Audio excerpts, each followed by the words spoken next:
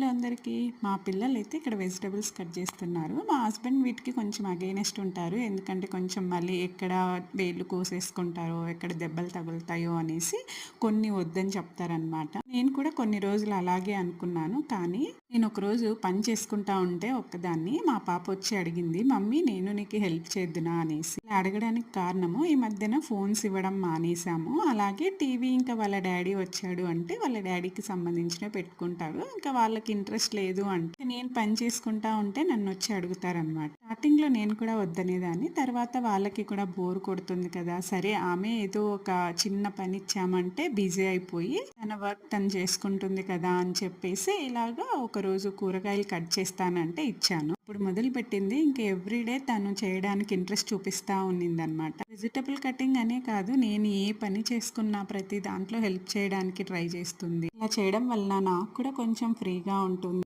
వీటితో పాటు తనలో కాన్ఫిడెన్స్, కాన్సన్ట్రేషను, ఒక ప్రాసెస్ ఫాలో అవ్వడము, సేఫ్టీ, మరీ ముఖ్యంగా సెల్ఫ్ సాటిస్ఫాక్షన్, ఇలాంటి ఎన్నో క్వాలిటీస్, స్కిల్స్ నేను అబ్జర్వ్ చేశాను అనమాట.